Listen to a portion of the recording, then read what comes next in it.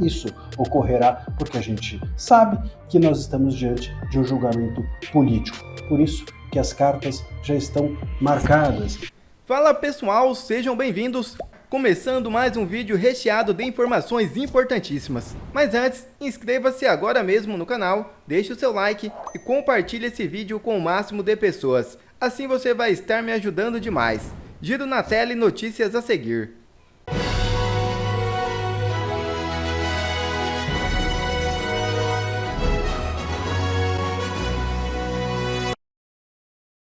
Defesa nega relação de Bolsonaro com 8 de janeiro e pede nulidade da delação de Cid. É isso mesmo. O advogado Celso Vilardi afirma que o ex-presidente auxiliou na transição do governo. A defesa de Jair Bolsonaro negou que o ex-presidente teria integrado uma suposta organização criminosa para aplicar um golpe de Estado e incentivar os atos de 8 de janeiro de 2023.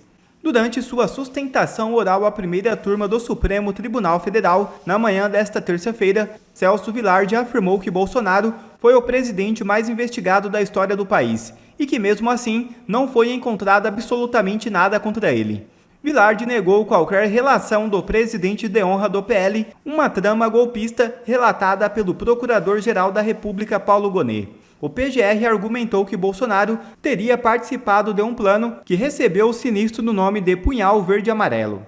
Celso Vilardi também solicitou à primeira turma do STF a nulidade da delação premiada do ex-ajudante de ordens de Bolsonaro, Mauro Cid. O advogado argumentou que o depoimento não vale nada. Vilardi também destacou que entende a gravidade de tudo o que aconteceu no 8 de janeiro, mas que não é possível que se queira imputar a responsabilidade ao presidente da República o colocando como líder de uma organização criminosa quando ele não participou desta questão do 8 de janeiro. Veja o vídeo. Eu inicio a minha sustentação dizendo que o presidente Jair Bolsonaro foi o presidente mais investigado da história do país. Uma investigação que perdurou por anos, que começa com o objetivo de investigar uma live de 4 de agosto de 2021, em que se autoriza a quebra de uma nuvem do seu ajudante de ordens, Coronel Cid, que hoje é delator, que perdura por meses essa investigação da quebra, com vários objetos diferentes. Num primeiro momento, verificava-se a live, numa investigação determinada pelo TSE. No segundo momento, investigava-se o cartão corporativo, os gastos do presidente e da então primeira-dama. Depois investigou-se até uma questão de emendas, para se chegar numa questão de vacinas. Portanto, não havia um objeto específico. E por que eu estou tratando disso, senhor presidente? Porque o inquérito das vacinas é a gênese de todo este caso, onde ocorreu a prisão e depois a colaboração do Coronel Cid. E o que se achou, senhor presidente, depois de tudo isso? Porque foram determinadas buscas e apreensões, foi feita a quebra de nuvens, o presidente foi investigado, buscas e apreensões. O que se achou com o presidente? Absolutamente nada. E com todo o respeito e com toda a vênia, ilustre Procurador-Geral da República, eu contesto essa questão do documento achado no do Partido Liberal. Há, inclusive, no meu colega Paulo Bueno, uma ata notarial de que ele enviou para o presidente da República aquele documento. Então, esse documento não foi achado. Com o presidente não se achou absolutamente nada. A partir daí, restava a versão do delator com uma minuta que estava no seu telefone tratando de uma questão de estado de sítio e mais absolutamente nada. Então, vem a denúncia. E a denúncia é feita, efetivamente, com duas novidades. Porque, com o estado de sítio, seria, e baseado na palavra exclusiva do delator, seria difícil a propositura de uma ação penal. Então, traz-se uma narrativa que vem, efetivamente, do começo de atos, de pronunciamentos do presidente da República, pronunciamentos públicos, e depois o 8 de janeiro. Sobre esse primeiro momento, senhor presidente, eu me permito até fazer uma digressão sobre o mérito antes de tratar das preliminares, mas é importante dizer que, sobre esse primeiro momento, nós temos efetivamente uma acusação do Procurador-Geral da República de 2 artigos gravíssimos do Código Penal que tratam do golpe, e de golpe contra as instituições democráticas e contra o governo legitimamente eleito.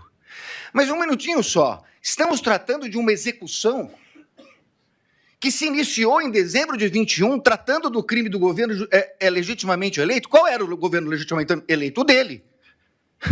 Então, esse crime é impossível, com todo respeito. Falar-se em execução de crime contra o governo legitimamente eleito, que era o dele. O governo legitimamente eleito veio no final do ano de 22, com as eleições. Então, como se falar em tentativa, em início da execução?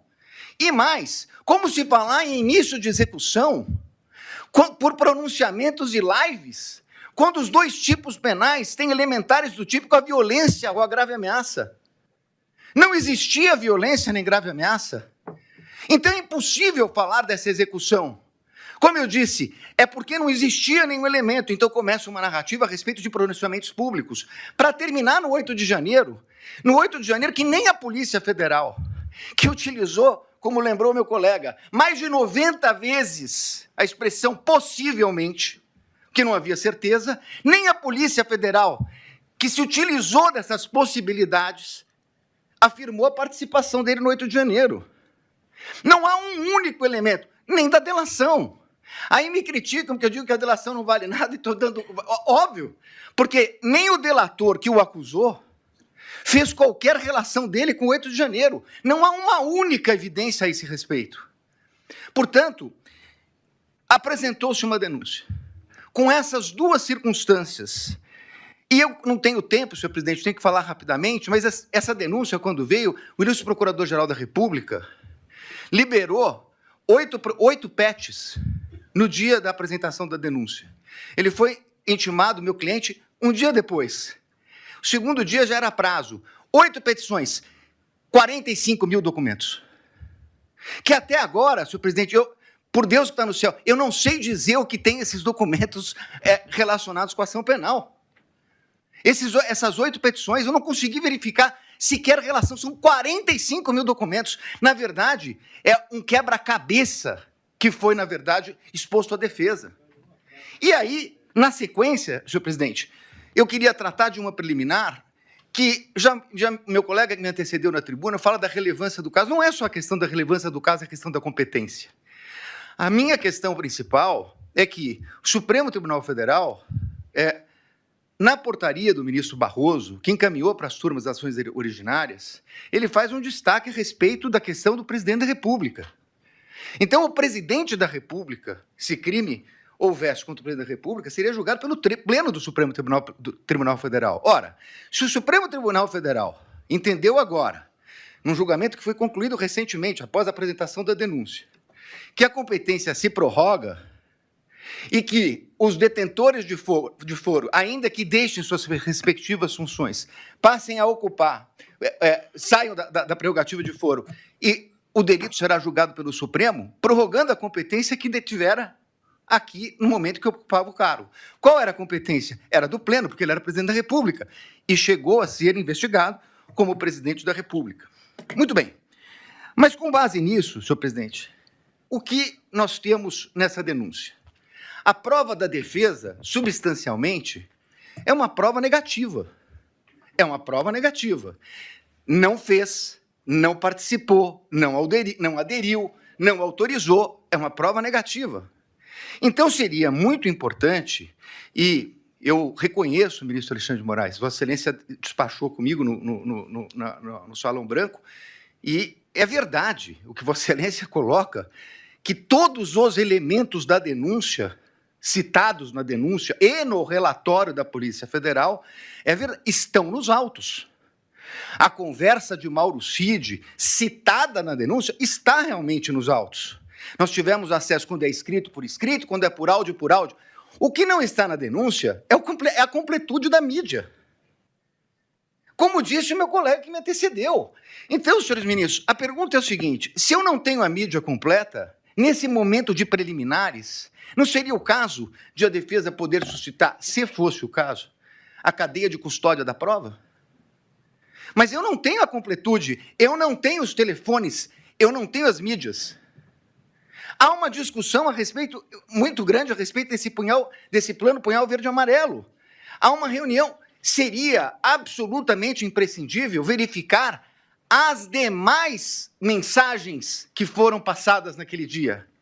As outras mensagens que foram passadas pelo WhatsApp. Os outros documentos que estão na mídia. É essa a reclamação da defesa. O que nós temos, e temos tudo que a denúncia citou e tudo que o relatório da Polícia Federal citou, mas esse é o recorte da acusação. Com todo respeito, a defesa tem direito a fazer o seu próprio recorte. E isso poderia impactar. Eu sei, ministro Flávio Dino, Vossa Excelência já falou aqui em outras sessões de julgamento que eu assisti, que falou hoje, nós não vamos fazer Vossa Excelências não farão um julgamento aprofundado da denúncia. É óbvio, nós estamos falando aqui de um standard mínimo, de uma verificação de possibilidade do recebimento da prova. Mas é evidente que se houvesse uma mensagem comprovando que não há nenhuma relação com o punhal verde e amarelo, teria muita importância para esse momento. Porque nós estamos falando de um recebimento de uma denúncia gravíssima, por fatos gravíssimos, que o presidente da República não tem nenhuma relação com o punhal verde e amarelo, Operação Luneta, com Copa 22 e assim por diante. Então, a verificação das trocas de mensagem, a partir do momento que Correios dizem que falaram com o Comando Militar, que pediram audiência no Planalto, na Alvorada, que tiveram lá, o que disseram? Isso não consta. É essa a importância de verificar toda a questão. Me encaminhando para o final, senhor presidente, eu gostaria de tratar a questão da delação premiada. E aqui eu queria tratar de duas questões, porque inclusive estão sendo confundidas. Aliás, tudo que fala a defesa na imprensa sai de uma forma um pouco distorcida. O que foi questionado pela defesa, ministro Zanin, é o fato de que o delator rompeu com o acordo quando vazou a delação. E saiu na revista Veja. Diz ele que foi um desabafo. É estranha essa expressão, desabafo, porque no desabafo ele diz que não tinha voluntariedade. Isso não é um desabafo. Na versão dele atual, isso teria sido uma mentira. Mas vai lá, falou com o primo, com o irmão, com o cunhado. Senhor presidente, a lei não autoriza o delator, o contrato de colaboração, não autoriza o delator a falar nem com o irmão, nem com o cunhado, nem com a mãe. Não autoriza. Ele, inclusive, estava proibido até de ter contato com o pai, salvo engano meu, a partir de um determinado momento que era investigado. Se ele falou com o cunhado, e se isso foi vazado, essa é uma responsabilidade dele. Dir-se-á, mas essa é uma questão formal. É verdade, é uma questão formal. Só que mais adiante vem uma questão de que a Polícia Federal diz que ele mentiu, omitiu e se contradisse. E aí, senhores ministros, essa é a minha maior crítica, a questão da delação. Por quê? O Supremo Tribunal Federal, num voto de grande detalhamento do ministro Dias Toffoli, diz o seguinte: delação é um meio de prova. O delator conta uma história, as autoridades buscarão as provas de corroboração e só assim ela poderá ser utilizada. O que aconteceu nesse caso? Ele falou, segundo a Polícia Federal, ele mentiu, omitiu e se contradisse. E então há uma audiência para que ele tivesse oportunidade de se corrigir. Mas aí, com todo respeito, há uma inversão. Porque, na verdade, não é o Estado que foi buscar as palavras de corroboração dele. O Estado foi buscar as provas de corroboração do que ele disse. É o contrário. O Estado trouxe indícios e ele se adequa aos indícios trazidos pelo Estado. É completamente o inverso. Com todo respeito, ministro, é o inverso. O delator tem que falar e o Estado tem que trazer as provas para condenar alguém. O que aconteceu aqui é que ele falou, mentiu, e o Estado tinha indícios, e aí ele se adequa ao Estado. E aí, com todo respeito, vem a denúncia do seguinte, inclusive, o colaborador, nessa versão do colaborador, foi corroborada pela Polícia Federal. Não, desculpe, ele não foi corroborado pela Polícia Federal. É o colaborador que corroborou a versão da Polícia Federal. É exatamente o inverso disso. e numa audiência que se traduziu numa coleta de provas. E essa é a insurgência da defesa. Porque, nesse momento, essa coleta só poderia ser feita, com todo respeito, pelo procurador, pela polícia, e não pelo Poder Judiciário. Então, senhores ministros, para terminar, eu quero dizer o seguinte. Eu entendo a gravidade de tudo o que aconteceu no 8 de janeiro. Mas não é possível que se queira imputar a responsabilidade ao presidente da República, ou colocando como líder de uma organização criminosa, quando ele não participou dessa questão do 8 de janeiro. Pelo contrário, ele a repudiou. E mais do que isso, ministros, nesse tempo que não é possível discutir a questão aprofundada de provas, é importante dizer, senhor presidente, que enquanto a Polícia Federal fala possivelmente, enquanto a denúncia traz conjecturas, como a impressão de um documento no Palácio que teria tido conhecimento dele, o fato concreto é que o acusado de liderar uma organização criminosa para dar golpes socorreu o ministro da Defesa, nomeado pelo presidente Lula, porque o comando militar não o atendia. Foi o presidente que determinou a transição. Foi o presidente que determinou que eles atendessem o ministro da Defesa, que assumiu em 1º de janeiro. Portanto, encerrando, ministro, não é possível que se queira dizer que é compatível com uma tentativa de golpe, com o uso do comando militar, quando o presidente da República autoriza a transmissão do poderio limitar no começo de dezembro. No começo de dezembro, antes da data do dia 15, antes da data do dia 11. E, portanto, senhores ministros, eu ratifico as nulidades que foram colocadas na minha peça, apreciada por Vossa Excelência, e peço a rejeição da denúncia e agradeço pela atenção. Muito obrigado, senhor presidente. André Marcília comenta o julgamento. Me sinto, sabe quando a gente tem um livro favorito e a gente lê ele pela segunda vez? Então, eu me senti, embora tenha sido a primeira vez que esse julgamento esteja acontecendo, eu me sinto lendo pela segunda vez, como se um livro fosse, por 2 razões. Primeiro, porque tudo que os advogados estão alegando ali do alto da tribuna, todas as irregularidades, a dificuldade de acesso aos autos, o impedimento, tudo, a provas, a documentos, enfim, até um advogado. Nossa, a gente chegou ao ponto de barrar e deter o advogado Sebastião Coelho. Todo esse estado lamentável de coisas eu já conheço de outros carnavais, porque fui o primeiro advogado a atuar nos inquéritos das fake news em 2019, quando tudo começou, e de lá para cá tudo é igual, tudo é da mesma forma, o modus operandi do STF com todos os advogados e partes é o mesmo, lamentavelmente. Ao invés deles recuarem, eles foram ganhando força, ganhando fôlego e se tornando cada vez até mais violentos em relação ao direito de defesa. Então, isso me parece ser um livro conhecido para mim, quase como um déjà vu. Mas também tem uma outra razão para isso me parecer um livro conhecido, que é o fato da gente saber o resultado desse julgamento de hoje, até mesmo do julgamento depois do mérito que ocorrerá. Hoje eles vão receber essas denúncias entre hoje e amanhã.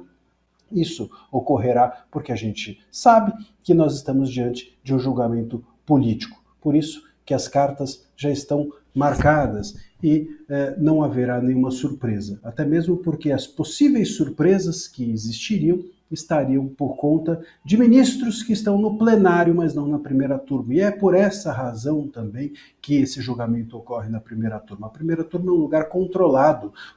A primeira turma é um lugar de ministros que pensam da mesma forma sobre esse mesmo assunto. Não há ali divergência quanto a isso, não há chance de ninguém pedir vista, não há chance de ninguém postergar esse julgamento, não há chance deles darem uma bola fora e com isso demonstrarem algum tipo de relativização do inquérito do golpe, das acusações da PGR. Estão todos juntos, uma mão é segurada na outra e ninguém solta a mão de ninguém. Então, por isso que parece um livro já conhecido, porque a gente já sabe todo o enredo, sabe onde isso vai terminar. Vai terminar numa ação penal, no inquérito que se transforma em um processo penal contra esses 34 denunciados. Talvez, no máximo, eles tirem desses 34 um ou outro, que ali são peixe pequeno, mas os graúdos ficarão todos, porque isso serve a uma politização do ano que vem, a uma extirpação do bolsonarismo do tabuleiro político de 26.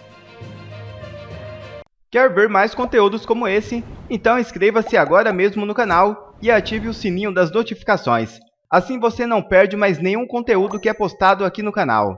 E também já deixe o seu like para o YouTube ajudar a divulgar o nosso trabalho. Fico por aqui e que Deus abençoe a todos. Brasil acima de tudo e Deus acima de todos.